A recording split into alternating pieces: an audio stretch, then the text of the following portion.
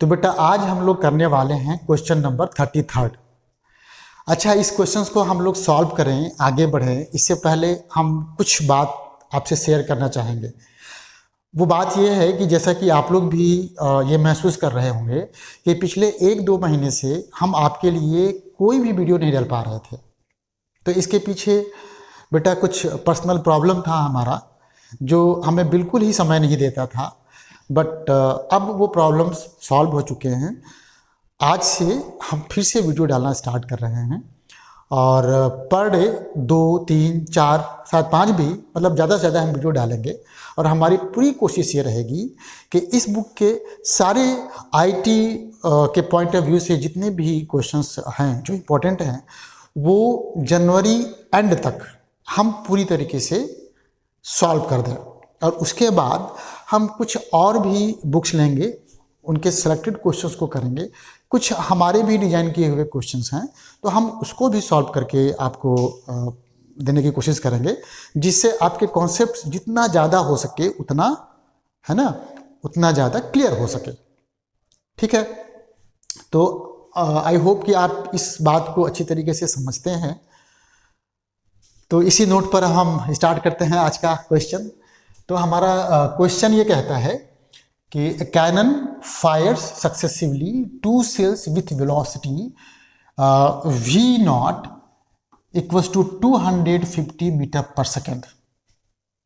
ठीक है, the first at angle θ1 equals to 60 degree and second at the angle θ2 equals to 45 degree, azimuth being the same. हाँ, azimuth being the same. अगला point है neglecting the air drag, find the time interval between fires leading to the collision of shells. तो as usual बेटा सबसे पहले हम question को समझेंगे, उसको एनालाइज करेंगे, उसके बाद ही सॉल्व करना स्टार्ट करेंगे, है ना। यही सही तरीका होता है। तो क्या कहता है क्वेश्चन? एक कैनन है जो 2 सेल्स को फायर करता है, दोनों की वेलोसिटी है 250 मीटर पर सेकेंड, लेकिन पहला जो सेल है वो हॉरिजॉन्टल से 60 डिग्री पर फायर किया गया है, और जो दूसरा है वो हॉरिजॉन्टल से 45 डिग्री पर फायर किया गया है। पॉइंट जो नोट करने वाला है वो ये है कि इन दोनों का एजीमुथ सेम है। इसका मतलब है कि दोनों एक ही वर्टिकल प्लेन में फायर किए गए हैं, ताकि आगे जा करके वो कोलाइड कर सके। दूसरा पॉइंट, हमें क्या करना है, हमें एयर ड्रैग को नेग्लेक्ट करना है। और एज यूजुअल जैसे हमने पहले भी आपको बताया था कि एयर क्या है, एयर तो एक तरीके से फ्लूइड है, और फ्लूइड जो है किसी भी बॉडी पर 2 तरह के फोर्स लगाते हैं, एक बायंसी और दूसरा विस्कस फोर्स। तो विस्कस फोर्स जो होता है वो ड्रैग की वजह से होता है। तो पहली बात तो ये हो गया कि एयर किसी भी तरह का विस्कस फोर्स अप्लाई नहीं कर रहा है। दूसरी बात समझिए, एयर की डेंसिटी तो बहुत कम होता है, तो अगर वो बायंसी लगाता भी है तो बाउंड फोर्स जो होगा वो बहुत ही कम होगा। उसको हम लोग शुरू से नेग्लेक्ट करते आए हैं। इट मीन्स कि इस पूरे दोनों सेल्स पर केवल और केवल ग्रेविटी एक्ट कर रहा है। तो ये बिल्कुल प्योर प्रोजेक्टाइल का केस हो गया। देखो, इस क्वेश्चन को मैं सीधा ये सब बिना कुछ कहे आपको सॉल्व करके दिखा सकता था, लेकिन इस तरह के पॉइंट्स को पकड़ के उसको एनालाइज करके कुछ चीज फैक्टर को हटाना या कुछ फैक्टर को क्या बोलते हैं निकालना ना अपने फायदे के लिए, वो सब हमको सीखना है। वही हम कोशिश करते हैं अपने लेक्चर में। ठीक है, अब सवाल क्या है, पूछता क्या है? पूछता ये है कि दोनों सेल्स के बीच में कितना टाइम इंटरवल होना चाहिए कि आगे जाकर के ये कोलाइड कर सके, राइट। तो देखो हम कैसे करते हैं, बहुत सिंपल सा है। क्या करेंगे हम लोग, ये देखिए, ये है मान लीजिए वर्टिकल डायरेक्शन जिसको हमने वाई एक्सिस कह दिया है, और ये है हॉरिजॉन्टल डायरेक्शन, इसको हमने एक्स एक्सिस कह दिया है, और इसके अलोंग यूनिट वेक्टर आई कैप है, इसके अलोंग यूनिट वेक्टर जे कैप है। और हमने क्या किया कि पहले सेल को यहाँ से फेंका, मान लीजिए कुछ इस पाथ पे ऐसे जा रहा है, पहला सेल है ये, तो पहला सेल है तो ये एंगल कितना हो जाएगा, ये एंगल हो जाएगा θ1, कितना है थीटा वन दिया हुआ है बेटा 60 डिग्री, ठीक है। और V0 के बारे में भी कुछ कहा है, शायद ये 250 है, हाँ 250 मीटर पर सेकंड है, बट इसकी ज़रूरत बहुत लास्ट में पड़ेगा, क्योंकि जैसा कि हम लोग पहले से भी इस बात को डिस्कस कर लिए हैं कि जो भी क्वेश्चन को हम सॉल्व करेंगे सिंबल के फॉर्म में पहले सॉल्व करेंगे, फाइनली जब मेरा आंसर आ जाएगा तो उसमें हम सिंबल्स की जो वैल्यूज़ है दिए हुए हैं उसको हम पुट करेंगे और तब फिर आंसर निकालेंगे, राइट। अच्छा अब सोचो, दूसरा जो बॉल आपने फेंका है, दूसरा बॉल कहां से फेंका है, यहां से देखिए, ये ऐसे, उसका भी वेलोसिटी V0 है, लेकिन अगली बार ये एंगल जो है वो कितना है, ये एंगल है 45 डिग्री, राइट। सपोज करो कि पहला बॉल ये यहां आया और दूसरा बॉल भी ए यहां आया, इसी पॉइंट P पर दोनों कोलाइड कर गए। पहला बॉल जब फेंका था टाइम कितना था, टाइम 0। मान लीजिए कि ये बॉल यहां आया टाइम t पर, और अगर मैं ये मान लूं कि डेल्टा t जो है रिक्वायर्ड टाइम इंटरवल है ना, टाइम इंटरवल है, तो अब मेरे पास क्या बचा। अब मैं ये देखिए, अब ध्यान दीजिए, यहाँ पे मेन बात है कि मेरा बॉल अगर यहाँ से यहाँ तक आने में t टाइम लिया है, बॉल मतलब सेल, तो दूसरा जो सेल होगा यहाँ से लेकर यहाँ तक आने में t minus delta T time लगेगा, क्योंकि वो फेंका गया था डेल्टा टी समय के बाद। दोनों को एक ही जगह पहुंचना है, तो पहले वाला थोड़ा देर में पहुंचेगा और दूसरा वाला जल्दी पहुंचेगा, तो इसके लिए टाइम हो गया t माइनस डेल्टा टी, ठीक है। और आगे हम एक बात और बता दें कि कई बार मेरे मुंह से सेल निकलता है, कई बार बॉल निकल रहा है, कई बार हो सकता है पार्टिकल निकल जाए, तो सबका बेटा एक ही मतलब है, क्योंकि जैसा कि आप लोग जानते हैं कि ये जो मोशन हम लोग स्टडी कर रहे हैं वो ट्रांसलेटरी मोशन है। और ट्रांसलेटरी में किस तरह का, कर्विलीनियर। आपने ये पढ़ा है कि ट्रांसलेटरी मोशन दो तरह के होते हैं, एक होता है रेक्टिलिनियर, जो कि आप शुरुआत से ही पढ़ना स्टार्ट करते हैं, एनसीईआरटी को अगर आपने ढंग से पढ़ा होगा तो, या कोई भी बुक पढ़ा होगा फिजिक्स का, तो यही करते हैं आप, और बाद में कर्विलीनियर पढ़ते हैं, तो ये कर्विलीनियर है। और आप ये भी जानते हैं कि ट्रांसलेटरी मोशन अगर हमको डिस्क्राइब करना है किसी बॉडी का, तो उसके सारे मास को हम कहाँ मानते हैं, उसके सेंटर पे मान लेते हैं, और सेंटर कैसा है, पॉइंट है। तो मैं अगर सेल की बात करूं, चाहे बॉल कह दूं, चाहे पॉइंट कह दूं, सब एक ही बात है, राइट। तो ये कई बार हम जानबूझ करके ऐसे वर्ड निकालते हैं जिससे कि आपको समझाने का मुझे मौका मिल जाए। तो यहाँ तक देखो ये बात तो क्लियर हो गई। अब जरा समझो, यहाँ से अगर यहाँ पे बॉल सेल्स जाकर कोलाइड कर रहे हैं, इसका मतलब ये है कि अगर मैं पोजीशन वेक्टर निकालूं, ये पोजीशन वेक्टर है r, तो ये पोजीशन वेक्टर दोनों सेल्स के पोजीशन को रिप्रेजेंट करता है। मैं पहले इस पोजीशन वेक्टर को यहाँ लिख रहा हूँ। तो पहले बॉल के लिए फॉर फर्स्ट सेल, बार बार बॉल बोल रहे हैं, थोड़ा सा इसके लिए ध्यान रखना। इसके लिए क्या हो जाएगा, वेक्टर r इक्वल्स टू, आप क्या लिखोगे, आप लिखोगे V0 cos theta 1t i cap plus V0 sine theta 1t minus half GT square J cap, क्योंकि पहला बॉल t ने इंस्टेंट पे यहाँ पहुँचा हुआ है। दूसरे सेल के लिए क्या लिखेंगे, फॉर सेकेंड सेल के लिए क्या लिखेंगे आप लिखेंगे वेक्टर r इक्वल्स टू, ऐसे ही रहेगा, V0 cos थीटा 2 हो जाएगा, t के जगह पर t माइनस डेल्टा t कर देना है ना, प्लस ये हो जाएगा ब्रैकेट में V0 sine theta 2 t minus delta t, ये ऐसे minus half GT minus delta t का स्क्वायर, इसको मैंने ऐसे घेर दिया और ये जे कैप लगा दिया। दरअसल यहाँ पे हमको करली ब्रैकेट वगैरह लगाना चाहिए था, लेकिन चलो कोई बात नहीं, इतना तो समझदार तुम भी हो, ठीक है।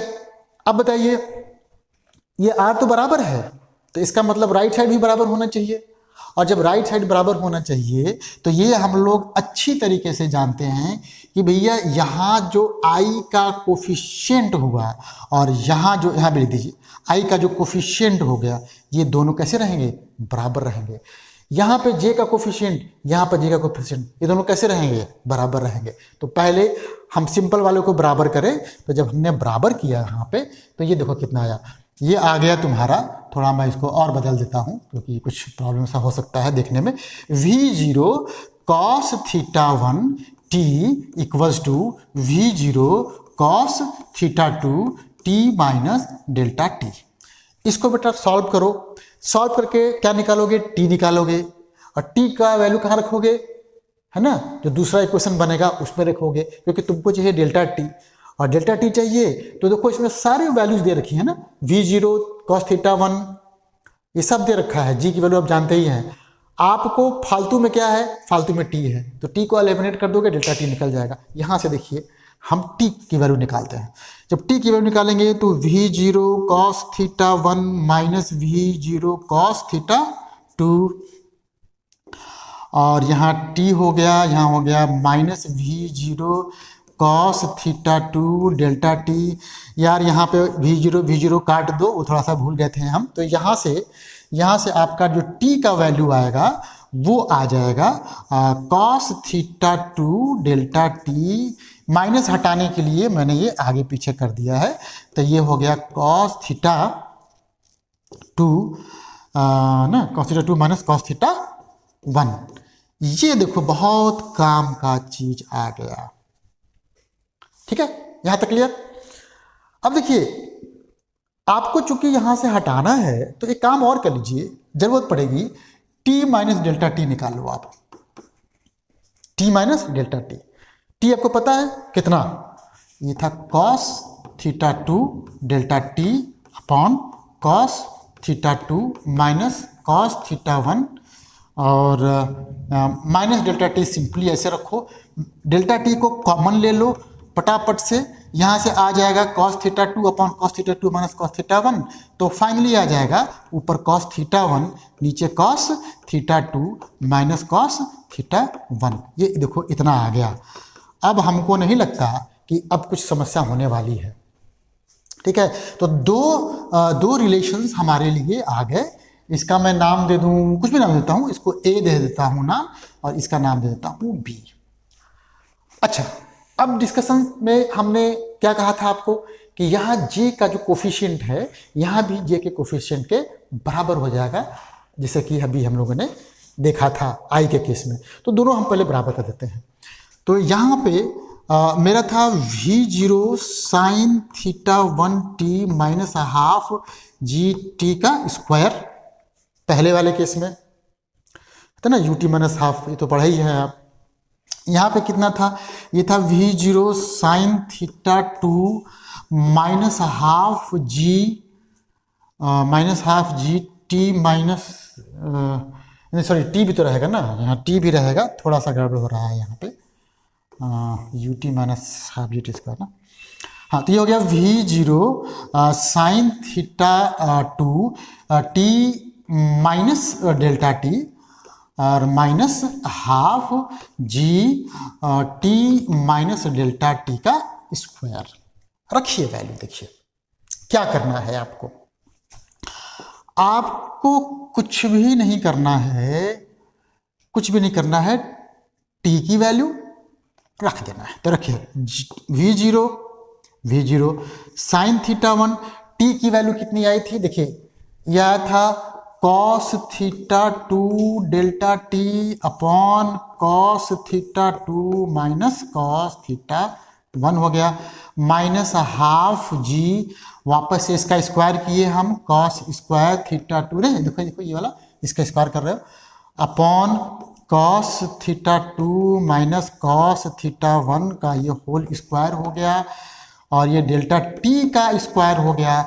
यहाँ रखिए v0 साइन θ2, इसकी वैल्यू देखो हम पहले से निकाल रखे हैं, क्योंकि हमको पता था कि ये कुछ ना कुछ प्रॉब्लम करेगा। अच्छा, ये देखिए यहाँ पे आ गया आपका cos θ2 minus cos 1 minus half ये g t minus delta t का स्क्वायर, जब स्क्वायर करेंगे तो ये कॉस स्क्वायर थीटा 1 अपॉन अच्छा डेल्टा टी का स्क्वायर भी कर दो क्योंकि भूल जाते हैं कई बार हम, तो cos theta 2 minus cos theta 1 का होल स्क्वायर कीजिए। आपको नहीं लगता कि सब में से देखो डेल्टा टी कॉमन है, फटाफट से काट दो। क्यों? क्योंकि डेल्टा टी जीरो नहीं हो सकता। अगर डेल्टा टी जीरो हो जाता तो हम काट नहीं सकते थे, ये आप पढ़ चुके हैं मैथमेटिक्स में। तो फटाफट से काटिए, इसको काटिए, ये पावर कट जाएगा, ये कट जाएगा, ये पावर कट जाएगा। अब भैया क्या करना है, डेल्टा टी वाले को एक तरफ कर दो ना, डेल्टा टी वाले को एक तरफ कर दो और जो बिना डेल्टा टी वाले हैं उनको एक तरफ करो। तो देखो इसको जब तुम करोगे एक साइड में तो तुम्हारा आ जाएगा v0, कॉमन कर लो थोड़ा सा, ये sine theta 1 into cos theta 2 और यहाँ पर cos theta 2 minus cos theta 1 तो है ही है भाई, इसमें तो कहना ही नहीं है। इसको मैं इधर लाया तो चूंकि ये बेस मतलब डिनोमिनेटर सेम है तो ये हो जाएगा sine theta 2 into cos theta 1, ठीक है, इतना हो गया। इक्वल्स टू जरा देखिए, इस सबको उधर ले जाइए आप उस साइड, तो आपका हाफ जी ऐसे कॉमन हो जाएगा, हाफ जी कॉमन हो जाएगा। क्या बचेगा, इसको आप उधर ले गए थे तो क्या हुआ, प्लस में हो गया। ये आपका डेल्टा टी भी कॉमन कर लीजिए ऐसे, और ये हो गया आपका कॉस स्क्वायर थीटा 2 माइनस ना, ये माइनस का प्लस हो गया, ये पहले से ये रहा कॉस स्क्वायर थीटा 1 और ये cos theta 2 minus cos theta 1 का होल स्क्वायर। इसमें ए स्क्वायर माइनस बी स्क्वायर का फॉर्मूला अप्लाई करोगे, नीचे वाला कट जाएगा, है ना। तो यहां से कितना आ गया डेल्टा टी, देखिए डेल्टा टी जो आ गया 2g को इधर करो 2v0 है ना, 2v0 अपॉन जी आ जाएगा, सॉरी नीचे आ जाएगा ना, ये इधर करेंगे तो। अच्छा ये कट गया था आपका, जब एक कट गया था तो बाद में देखिए भी कट जाएगा, है ना। मैं थोड़ा सा पूरा ही कर दे रहा हूँ, पूरा ही कर देता हूँ इसको। किसी ने मेरे को एक बार शिकायत की थी कि सर पूरा कीजिएगा, तो भैया पूरा कर दे रहे हैं हम, अब हमसे काम कराओगे तुम लोग। तो v0 देखो यहाँ पे कितना हो गया, ये हो गया sign A cos B minus cos A sine B. क्या फार्मूला होता है, साइन ए माइनस बी का फार्मूला होता है ना। गणित के बगैर कभी कुछ नहीं होने वाला है जिंदगी में, हर वक्त हम लोग गणित लगाते हैं। जो कहता है गणित नहीं करते, नहीं आता, वो झूठ बोलता है। अच्छा इसमें लगाइए, देखिए तो एक ब्रैकेट में हो जाएगा cos theta 2 minus cos theta 1, दूसरे ब्रैकेट में कितना हो जाएगा, ये हो जाएगा cos theta 2 plus cos theta 1। नीचे देखो बेटा एक बार पहले से ही दिया हुआ है ये वाला, तो हम थोड़ा जल्दी जल्दी कर दे रहे हैं। और ये आपका डेल्टा टी है, ये फट से कट गया, ये वाला भी कट गया। आप क्या करोगे, सबको ट्रांसपोज कर दोगे इधर। तो जब सबको ट्रांसपोज कर दोगे डेल्टा टी हो जाएगा तुम्हारा 2v0 बाई जी, ऊपर तो sine theta 1 minus sine theta 2 बचा ही, नीचे जो है वो cos theta 2 plus cos theta 1 आ गया। अब क्या करें हमने आपको शुरू से कहा था कि जब फाइनल आप आंसर निकाल लें तो वैल्यू पुटअप कर दीजिए। देखिए वैल्यू पुटअप कीजिए, 2 ये है 250 मीटर पर सेकेंड, और थीटा 1 कितना था 60 डिग्री, और दूसरा कितना था भाई जरा देख लूँ, मैं भी थोड़ा देख लूँ, इतना तो अधिकार है 60 डिग्री माइनस 15 डिग्री कितना, सॉरी माइनस 45 डिग्री, तो 60 माइनस 45, अरे बाप रे 15 डिग्री हो गया यार। ये साइन 15 डिग्री की वैल्यू अब तुम रखो, ये तुम्हारा काम है। ये साइन 15 डिग्री वैसे भी तुम जानते हो कितना होता है, और जी की वैल्यू आप 10 ले लो, कोई बात नहीं है। ये कॉस 60 तो ये होता है आधा, ये होता है 1/√2, ये सब काटो कूटो। अब भैया इसके आगे मुझसे कोई नहीं कहेगा कि सर पूरा कीजिएगा,